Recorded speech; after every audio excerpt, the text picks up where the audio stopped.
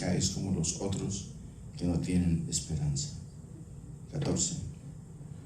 Porque si creemos que Jesús murió y resucitó, así también traerá Dios con Jesús a los que durmieron en él. Por lo cual os decimos esto en palabra del Señor, que nosotros que vivimos, que habremos quedado hasta la venida del Señor, no precederemos a los que durmieron. 16. Porque el Señor mismo, con voz de mando, con voz de arcángel y con trompeta de Dios, descenderá del cielo, y los muertos en Cristo resucitarán primero. 17. Luego, nosotros los que vivimos, los que hayamos quedado, seremos arrebatados juntamente con ellos en las nubes para recibir al Señor en el aire. Y así estaremos siempre con el Señor. 18. Por tanto, alentados los unos a los otros con estas palabras. Padre Celestial, gracias. Bendecimos tu nombre, Señor, y el día que tú nos das para venir a tu casa de oración. Gracias te doy, Señor, por permitirnos abrir las puertas de esta casa de oración, Señor, para que tus ungidos, tus hijos, tus siervos vengan a tu casa, Señor, y escuchen el dulce mensaje de tu palabra. Tráelo, Señor, a ellos, y a aquellos que no pueden venir. Tú sabes los motivos, Señor, las circunstancias por las cuales no pueden o le impiden venir, Señor. Gracias.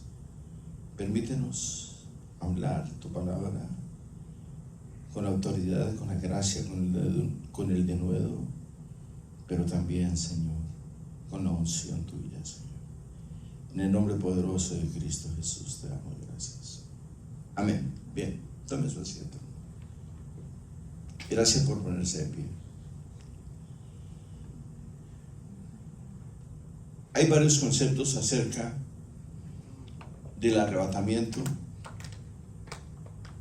y la venida del Señor. Si yo les hago una pregunta a ustedes, es posible que se equivoquen al darme la respuesta. No lo quiero hacer porque no pretendo ridiculizar a nadie, al contrario, respeto los conceptos, pero sí me gustaría hacerla. Lo voy a hacer, hermano. ¿Ustedes están esperando la segunda venida del Señor?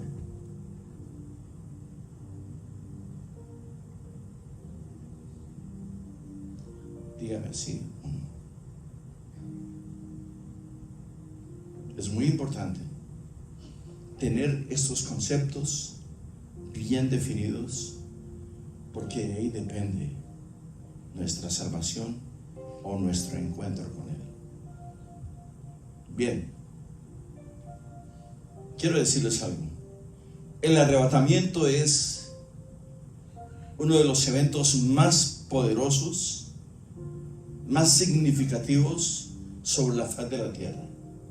Y la segunda venida de Cristo, viene el Señor a ponerle orden a la humanidad. Ya no viene con el amor que nosotros anhelamos y esperamos. Viene a traer juicio a las naciones. Por eso es importante, muy importante, tener estos conceptos bien definidos. ¿Por qué? Porque la gente no sabe el arrebatamiento. Pero ¿quiénes serán arrebatados? Primero, importante, prioridad 1A, que nuestros nombres estén inscritos en el libro de la vida. No se le olvide que nuestros nombres pueden ser borrados. Hay muchos pecados, hay cantidad de pecados, hasta un mal pensamiento,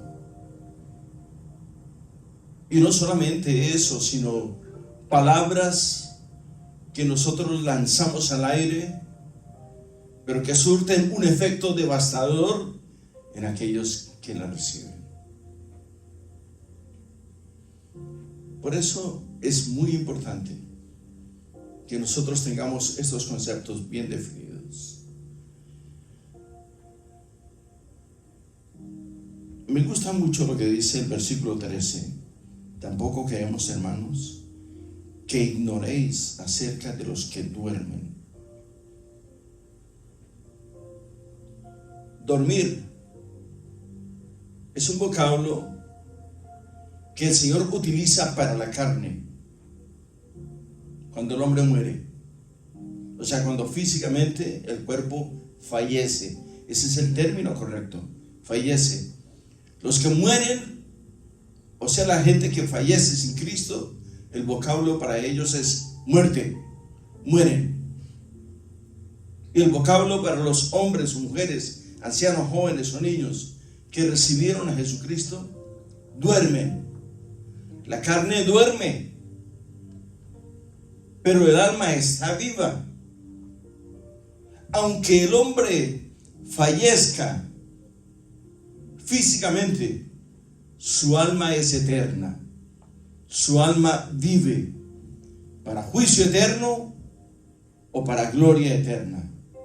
Esto es lo que la gente no tiene bien seguro, bien concreto. Por eso es que la salvación nosotros no le damos el toque y la característica real verdaderamente. ¿Sabe por qué? Porque tenemos nuestra salvación en poco. Hermanos, la salvación se pierde. Nuestra vida eterna depende de nuestro comportamiento.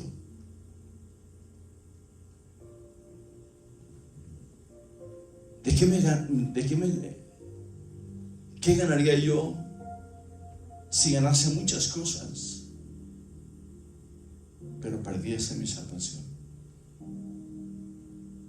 ¿Usted cree que yo me imagino ustedes tienen anhelos, así como los tengo yo también? Pero no podemos hacer un intercambio con el mundo por nuestra salvación. No podemos empeñar nuestra salvación ni cambiarla por cualquier cosa. La gente toma esto a la ligera. La gente toma el cristianismo como gente que no tiene absolutamente nada que hacer o en qué ocuparse. Están equivocados. Si tenemos que hacer, nos preocupamos. Si no tenemos que hacer, nos preocupamos. Si tenemos dinero, trabajo, comodidades, nos preocupamos. Y si no las tenemos, también nos preocupamos. De todas formas, las circunstancias toman un lugar relevante, o sea, toman un lugar especial en nuestras vidas. Si tiene mucho trabajo, se tiran los pelos de la cabeza porque tiene mucho trabajo. Y si no tiene, también se los tira porque no tiene trabajo. ¿Cómo puede hacer Dios para tenernos a nosotros contentos si esta es una cuestión espiritual? Dígame cómo, hermano. Si tiene carro, está molesto porque le falla esto y porque le falla lo otro. Y si no tiene, está molesto porque no tiene. ¿Cómo hará Dios para tenernos contentos a nosotros? Pero no se preocupa el hombre dónde va a pasar la eternidad. Se preocupa si tiene dinero y se preocupa si no tiene también. Se preocupa porque tiene trabajo y se preocupa si no tiene también. ¿Y su salvación? El Señor puede venir ahorita. Puede venir dentro de media hora, dentro de una hora. Puede venir esta noche. ¿Dónde vas a pasar tu eternidad? ¿Dónde vas a pasar tu eternidad? Si seguimos con esa condición de vida que llevamos.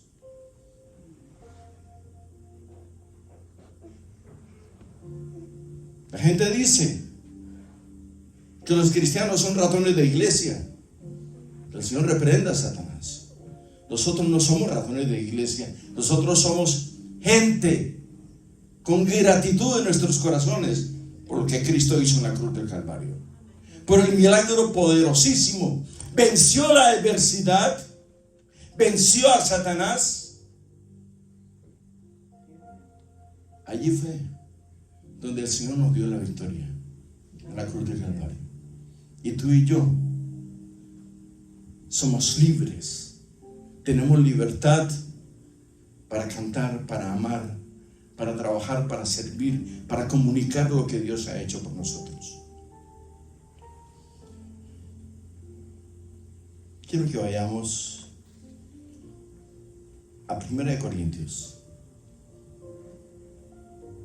Un poquito atrás, por favor. Capítulo 15.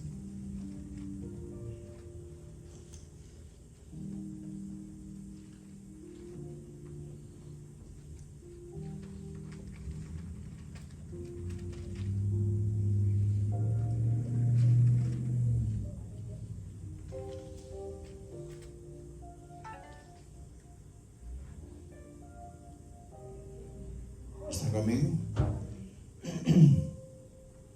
Versículo 50.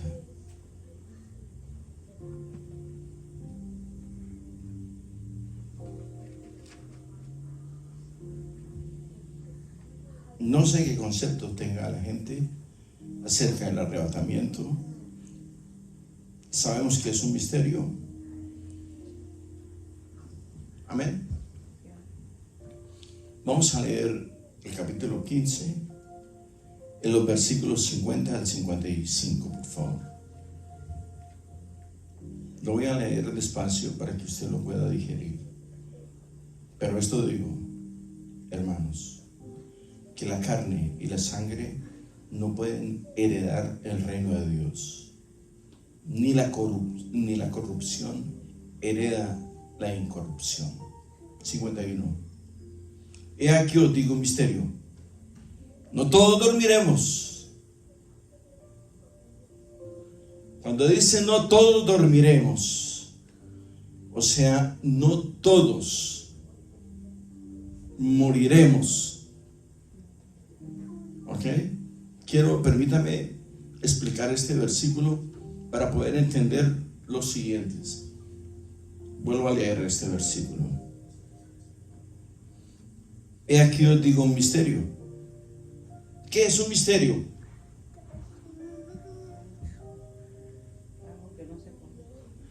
Los misterios solo le competen a Dios. Todos los misterios son de Dios y los secretos de los hombres. Dios no tiene secretos con nadie, tiene misterios para revelar. Los secretos son de los hombres, pero los misterios le pertenecen a Dios. Porque la palabra es misterio, la palabra es espíritu. Los misterios revelados son la apertura de la misericordia de Dios expuesta a través de sus sagrados escritos. Así es, hermano. Este versículo 51 le estoy dando un poquito de realce porque quiero que entendamos esto. He aquí os digo un misterio: no todos dormiremos, pero todos seremos transformados. Bien, he aquí os digo un misterio: no todos dormiremos, pero todos seremos transformados. ¿Qué significa esto? ¿Cuál es el misterio?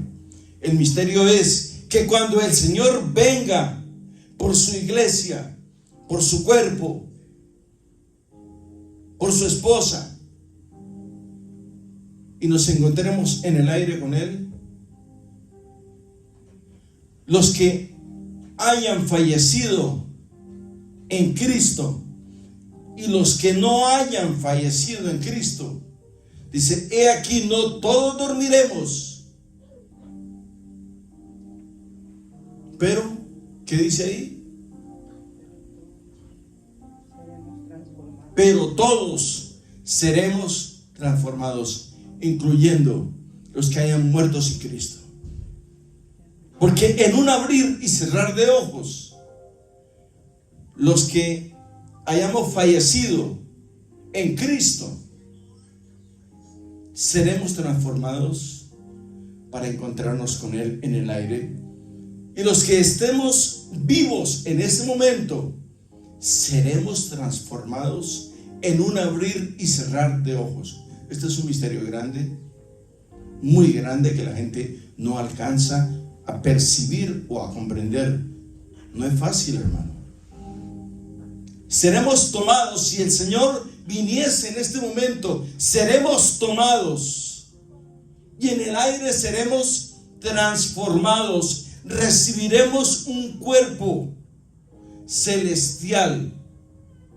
Los que estemos vivos y los que hayan fallecido en Cristo serán transformados también para encontrarnos juntamente con el Señor Jesucristo en los aires. Quiero que este concepto quede bien definido, porque mañana le hagan la pregunta y no faltará un hermano que le diga: ¿y usted qué piensa, hermano, acerca del arrebatamiento? Hermano, a mí no me han hablado del arrebatamiento, el pastor no habla de eso. El hombre que no hable del pecado y del arrebatamiento está perdiendo el tiempo en la iglesia, sea pastor, sea ministro, lo que sea. Necesitamos estos misterios. Necesitamos que Dios dilucide, despeje estos misterios a través de sus sagrados escritos. Amén. Ahora sí, continúo. 52. En un momento y en un abrir y cerrar de ojos. A ver, haga así. A ver. En esa fracción de tiempo será el arrebatamiento, y en ese mismo instante seremos transformados. No lo digo yo, lo dice la Escritura. Por eso lo leo y me detengo y hago énfasis en esto. Voy al 52. En un momento tiene una coma. En un abrir y cerrar de ojos tiene otra coma. A la final, trompeta. Oiga, hermano, porque Dios tocará la trompeta y todo el mundo escuchará la trompeta. En un momento, en un abrir y cerrar de ojos, a la final trompeta, porque se tocará la trompeta y los muertos serán resucitados incorruptibles y nosotros seremos transformados. Es impresionante. Suena como un cuento de hadas, que el Señor reprenda a Satanás. Es una realidad ineludible. No podemos nosotros pasar desapercibido este evento tan poderoso. Tenemos que darle la prioridad a las cosas celestiales. Lo terrenal aquí se queda, desaparecerá en un abrir y cerrar de ojos. Seremos transformados y nos encontraremos con nuestro Rey. Amén. ¿Quiere que lo repita otra vez, hermano? En un momento, está hablando de un instante, en un abrir y cerrar de ojos, a la final trompeta. Porque mira lo que dice: porque se tocará. No vaya a creer que no se va a tocar. No vaya a creer usted que no la van a escuchar.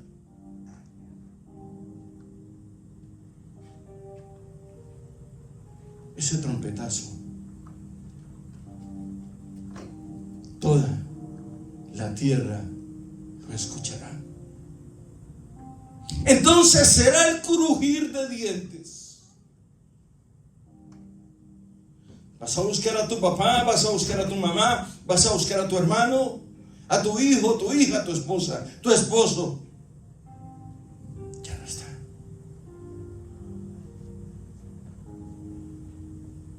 Y se acuerda de aquel viejito que le predicaba y le predicaba del pecado, le predicaba de la venida de Cristo y le predicaba del arrebatamiento de la iglesia también. Por eso yo pregunto a la audiencia: ¿usted qué espera, el arrebatamiento o la venida de Cristo? ¿Cuál le gusta más? Usted puede elegir. O ya eligió vivir como usted quiere vivir, consagrar su vida para su uso eterno y glorioso. Vuelvo a leer otra vez, hermano. Usted dirá: este hermanito, este viejito sí está medio complicado. En un abrir, en un momento, en un abrir y cerrar de ojos, a la final trompeta, porque se tocará la trompeta y los muertos serán resucitados incorruptibles. Los muertos, la gente que murió, los evangélicos que murieron ayer, antier, hace 20, 30, 40, 50, 1000 años, serán resucitados incorruptibles. Y nosotros, los que hayamos quedado, seremos levantados en un abrir y cerrar de ojos. Seremos transformados para encontrarnos con Él. No hay motivo de satisfacción, de felicidad. ¿Usted qué dice, mi hermano? ¿Cierto? Gloria a Dios. Bien, vamos al 53 porque ya me estoy demorando mucho acá. Porque es necesario que esto corruptible se vista de incorrupción. ¿Por qué? ¿Pero por qué? ¿Por qué? Porque es necesario que esto corruptible se vista de incorrupción. ¿Por qué? Lo leímos en el versículo 13,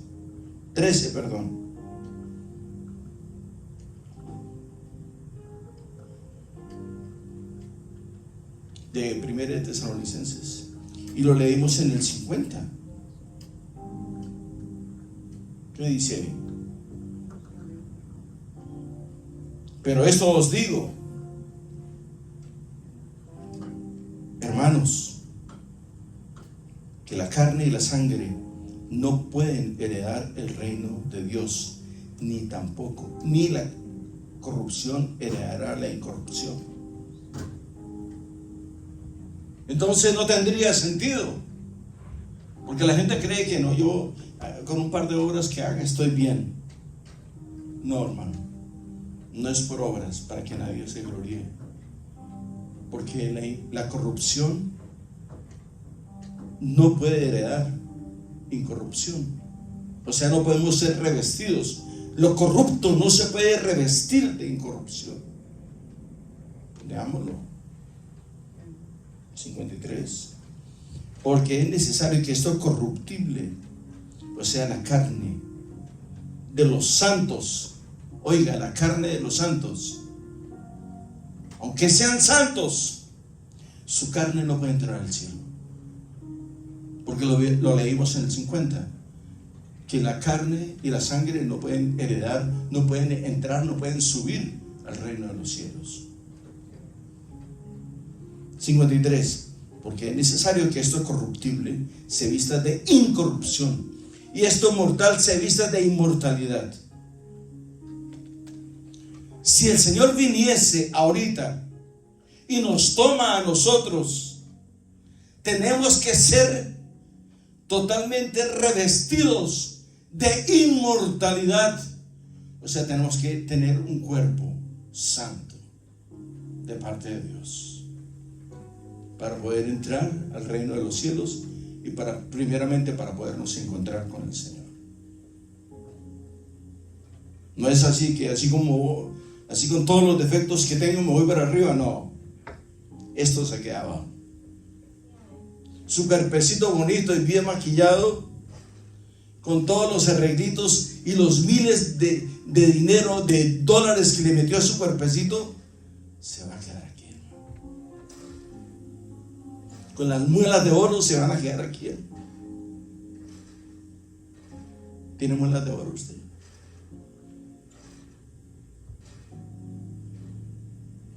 Está triste esto, pero tengo buenas nuevas, hermano. Todo se va a quedar aquí, pero usted va a levantar. Dios la levantará, Dios lo levantará para la gloria de su nombre. Y todo esto incorruptible se levantará. Continuemos con el 53. Porque es necesario. Esta palabra necesario es un calificativo poderoso cuando el Señor lo habla.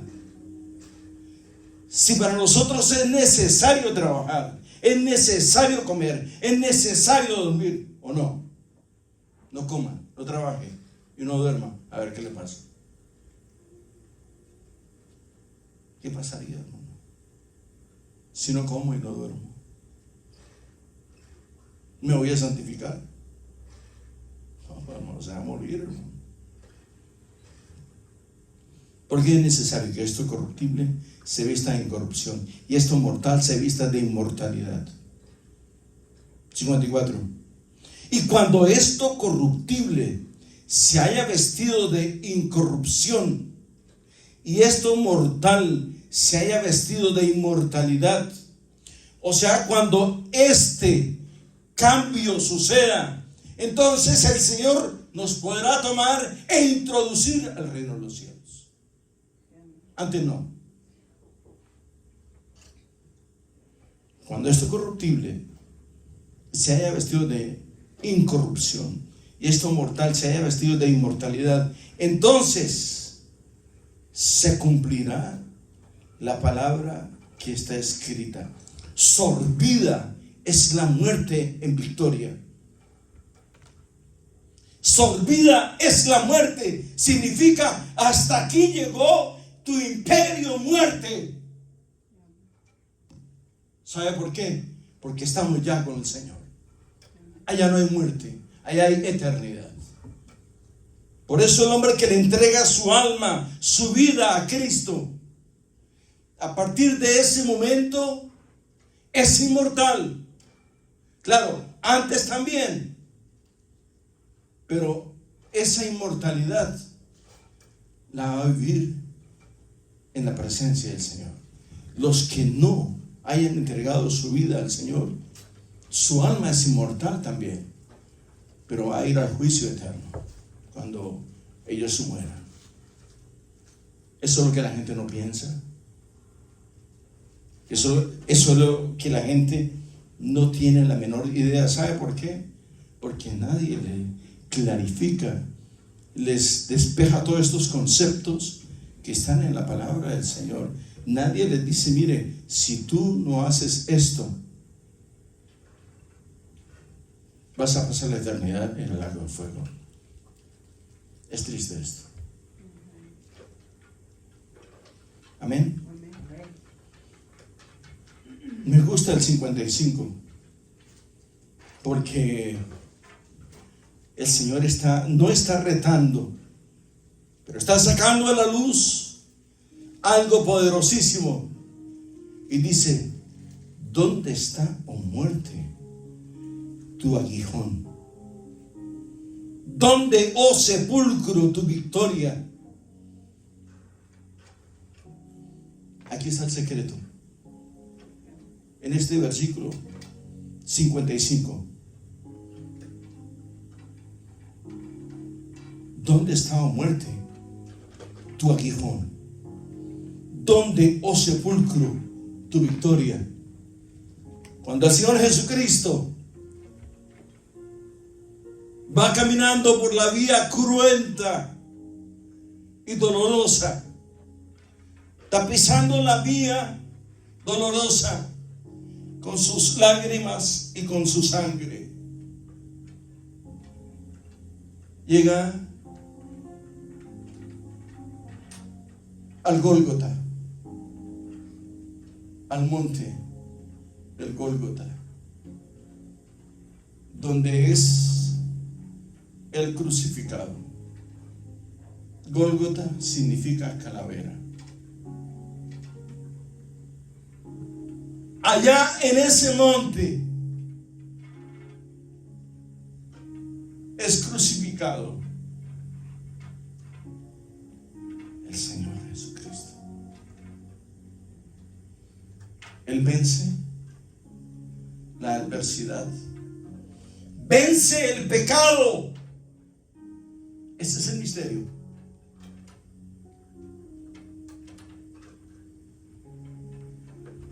Aquí está el misterio, en el 55.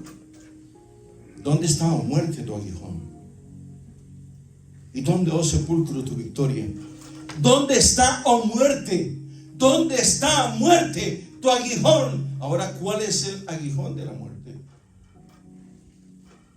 El pecado. Es de ahí donde la muerte toma control, toma ventaja y se enseñorea de la humanidad. Por el pecado.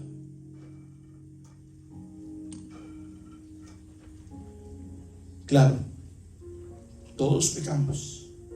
Palabra, obra, pensamiento, omisión.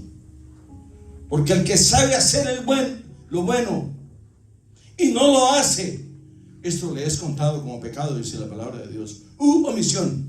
Palabra, obra o hecho. Omisión. El problema es que cuando el hombre no conoce la escritura, va y le dice: Señor, es que yo nunca fui evangélico, yo no conocí las escrituras.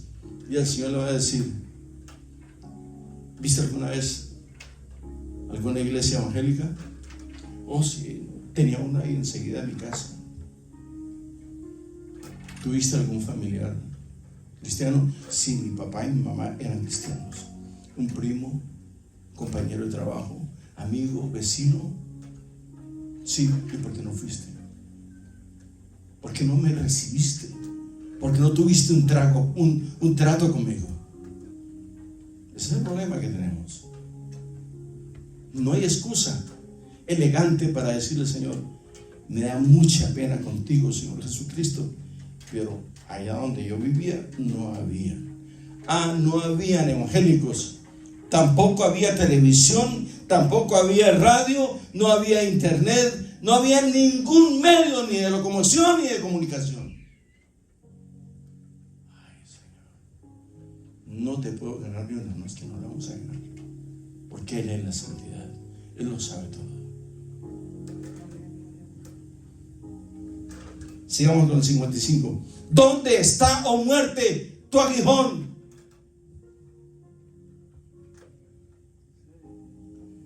Yo le voy a decir una cosa: el que ama más las cosas del mundo no es digno de mirar al Señor. Así.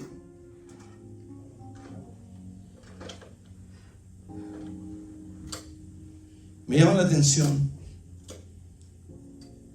a Elías, el profeta. Estaba encerrado. No le voy a contar la historia, pero le voy a contar algo que le va a llamar la atención. Estaba metido allá en una cueva y el Señor le llevaba la comida a través de un cuervo. Le llevaba su pedacito de carne asada o frita, no sé cómo se la mandaba, pero ahí le llevaba el animalito. Y resulta que los cuervos lo que les gusta es la carne, y no se la comía porque era para el profeta. Por favor, despéjeme ese misterio usted, hermano, que es profeta. ¿Cómo es posible que lleven el pico un buen pedazo de carne para el profeta y no se la comen al camino? Porque el Señor tiene bajo su perfecto control todos los elementos naturales que hay sobre la faz de la tierra, incluyendo la fauna, la flora y la humanidad, incluyendo el aire, el fuego y el agua. Todos los elementos naturales los tiene el Señor bajo su perfecto control y soberanía. ¿Dónde está el aguijón de la muerte? Mira lo que le dice. Es un reto a la adversidad. ¿Dónde está, oh muerte, tu aguijón? ¿Dónde está, oh muerte, tu aguijón? Muéstrame tu aguijón. ¿Dónde está el pecado? Porque cuando Cristo se hace presente, la muerte huye en su nombre. Cuando Cristo se hace patente en la vida de un hombre, el pecado huye porque se ha hecho presente en la vida. Los muertos del hombre huye en el nombre de Jesucristo. Hermanos, ¿están bravos o están tristes? Aleluya. 56.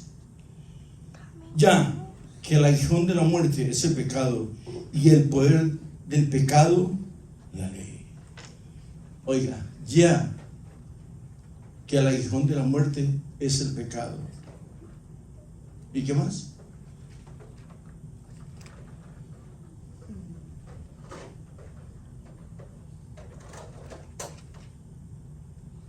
A ver. Ya que el aguijón de la muerte es el pecado y el poder del pecado, la ley. La ley es la palabra de Dios. Mira, leámoslo. Estoy en 1 Corintios, capítulo 15, versículo 56. Ya que el aguijón de la muerte es el pecado y el poder del pecado, el poder que tiene el pecado sobre la humanidad es la ley. ¿Sabe por qué? Porque es la ley la que nos juzga, es la palabra viva. Cristo es la palabra. Ese es el poder que tiene la palabra. La palabra confronta al hombre con su pecado. Eso es lo que no logramos entender.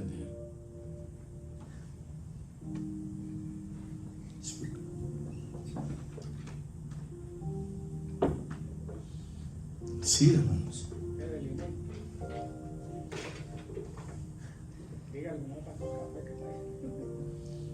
Para tomar un poquito de impulso, hermano. Bien, continuemos. Ahora, la segunda venida. Vamos a ir al libro de Apocalipsis.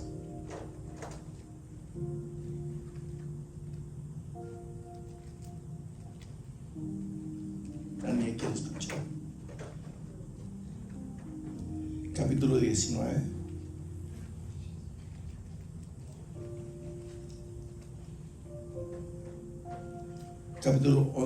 Capítulo 19, versículo 11.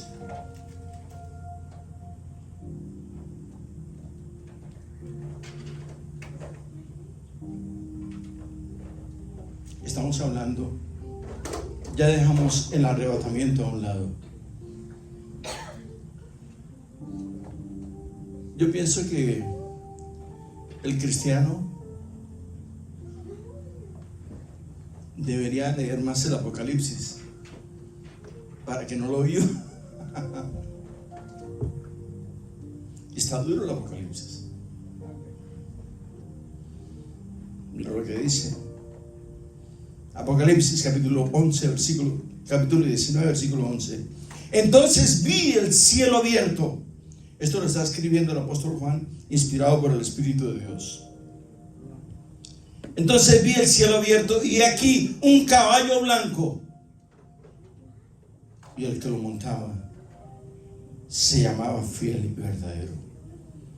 Con justicia juzga y pelea. 12. Sus ojos eran como de fuego, como llama de fuego, y había en su cabeza muchas diademas, y tenía un nombre escrito que ninguno conocía sino él mismo. Estaba vestido de una ropa teñida en sangre, y su nombre es el Verbo de Dios. ¿Cuál es el Verbo de Dios? Jesucristo. Vayamos a Juan capítulo 1, versículo 1, que ahí nos dice. Evangelio según Juan capítulo 1, versículo 1.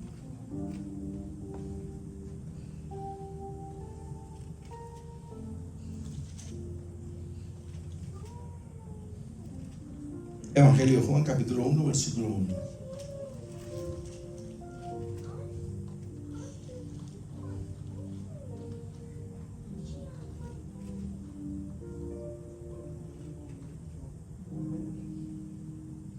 Amén.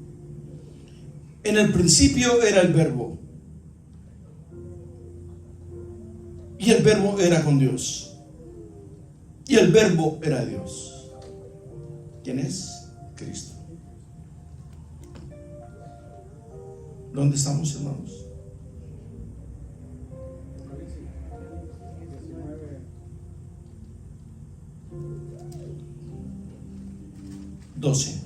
Sus ojos eran como de fuego y había en su cabeza muchas diademas, y tenía un nombre escrito que ninguno conocía sino él mismo. Estaba vestido de una ropa teñida en sangre, y su nombre es el Verbo de Dios. 14. Y los ejércitos celestiales, vestidos de lino fino, finísimo, blanco y limpio, le seguían en caballos blancos. 15. De su boca sale una espada aguda para herir con ella a las naciones, y él la regirá con vara de hierro, o sea, su juicio. Y él pisa el lagar del vino del furor de la ira de Dios Todopoderoso. Y en sus vestiduras y en su muslo tiene escrito este nombre: Rey de Reyes y Señor de Señores. Ante él se doblará toda rodilla de los que están en el cielo y en la tierra, y toda lengua confesará que Jesucristo es el Señor. Hermanos, la situación es dura. Sigamos. Bien.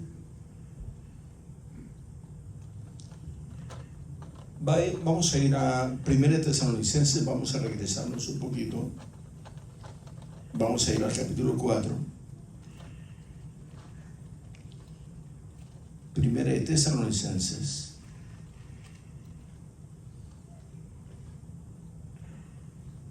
capítulo 4, versículo 17.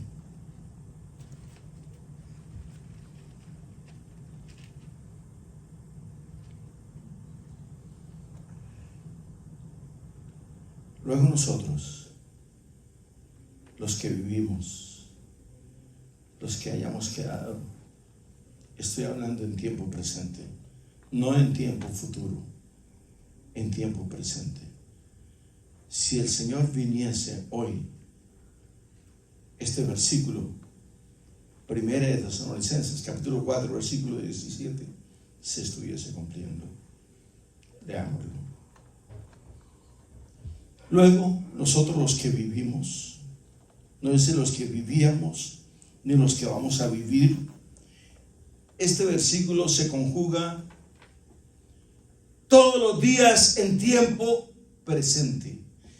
Si el que lo lee mañana va a ser presente para él.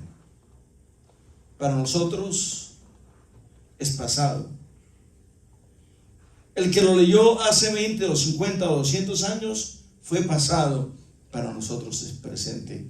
El que lo lea mañana será presente, aunque sea pasado para nosotros. Siempre la palabra del Señor será presente. Y luego los que vivimos, los que hayamos quedado, seremos arrebatados juntamente con ellos en las nubes para recibir al Señor en el aire, y así estaremos siempre con el Señor. Ese es el arrebatamiento. Capítulo 4, versículo 17, Primera de Tesalonicenses. Ahora, en la segunda venida, los creyentes, nosotros, si el Señor nos arrebatase hoy, vendremos con el Señor y reinaremos 1000 años. A este evento se le llamará el milenio, el reino milenial de Cristo. Vamos a ir a Apocalipsis capítulo 19 otra vez, y el versículo 14.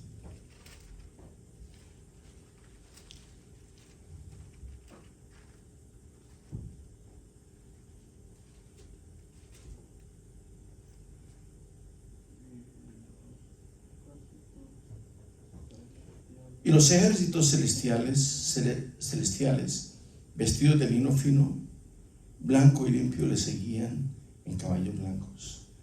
De su boca sale una espada aguda para herir con ella a las naciones. Y él la regirá con vara de hierro, y él pisa el lagar del vino del furor y de la ira de Dios Todopoderoso. Y en su vestidura y en su muslo tiene escrito este nombre: Rey de Reyes y Señor de Señores. Esto significa, hermanos, cuando el Señor nos arrebata hoy, un ejemplo. Si Él nos arrebata hoy, van a transcurrir 7 años, 3 años y medio de angustia y tribulación, y 3 años y medio de gran tribulación. Entonces regresaremos al cabo de los 7 años juntamente con Cristo para reinar juntamente con Él. Amén. A esto se le llamará el reino milenial de Cristo, en los cuales Satanás estará atado por 1000 años. Amén. Bueno,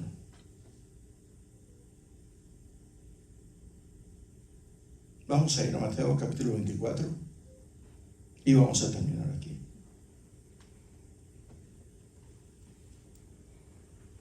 Vamos a dejar pendiente un poco porque es bastante material. Mateo capítulo 24,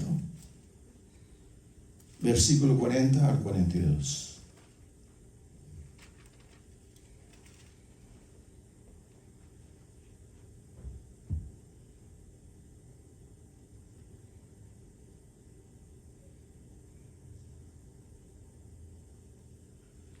La gente, la humanidad y especialmente el cristianismo está tomando el regreso del Señor, el rapto de su iglesia como algo muy suave, muy ligero, muy pasajero.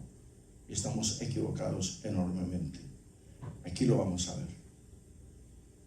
Mateo capítulo 24, versículos 40 y 42. Entonces estarán 2 en el campo. El uno será tomado y el otro será dejado. ¿Por qué? No me vaya a decir usted que toda su familia es cristiana ¿O sí? Es más, si el esposo es cristiano, la mujer es mundana. Y si la mujer es cristiana, su marido es mundano. Porque eso sí, tenemos una lengua ágil y rápida para criticar. ¿Y usted por qué va tanto a la iglesia? ¿Es que tiene algo allá en la iglesia? ¿Está enamorada de su pastor, de su pastora o del ministro? Cuando la mujer va a doblar sus rodillas, a suplicar, a gemir y a clamar por la economía, por la santidad de su esposo y de sus hijos.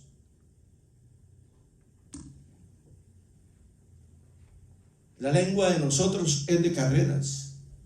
Ni siquiera es de cuatro cilindros, es de carreras. Antes de hablar, debemos conectar el cerebro y meditar si lo que vamos a hablar es inspirado por el Espíritu de Dios o no. Qué tristeza, hermanos. Qué tristeza.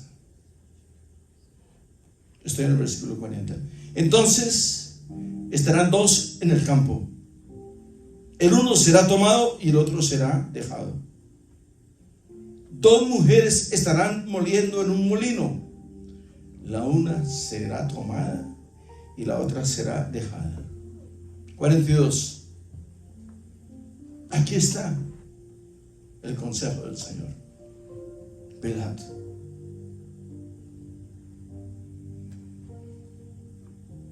No se dice velad pues no. Velad pues. Y dice por qué. Velad pues, porque no sabéis a qué horas ha de venir vuestro Señor.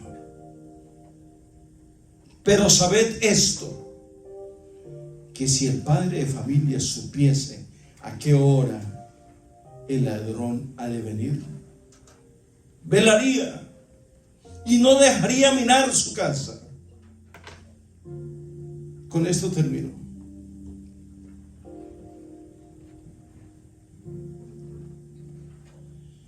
Si supiésemos cuando viene el Señor,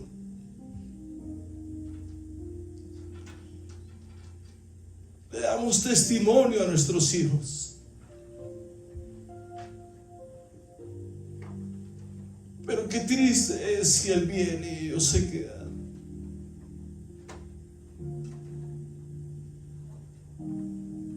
Qué triste es. Nuestros padres, nuestros hermanos, si se llegasen a quedar, ya no hay solución. La cruel eternidad los espera. La gente viene a la iglesia. Lo único que le falta es unos golpecitos de pecho. Así. No, hermano. No son golpes de pecho. Cuando tú empiezas a doblar tus rodillas delante del único, poderoso y soberano Dios, las potencias de los infiernos empiezan a estremecerse porque tú te arrodillas delante del único y soberano Dios. Sí. Rogando, gimiendo y suplicando por tu familia. Sí. ¿Vale la pena venir a la iglesia, hermano? Sí. Si está muy pesado, sale liviano, hermano. Y si está liviano, sale pesado. ¿Sí o no? Démosle gracias al Señor. Démosle la gloria al Rey.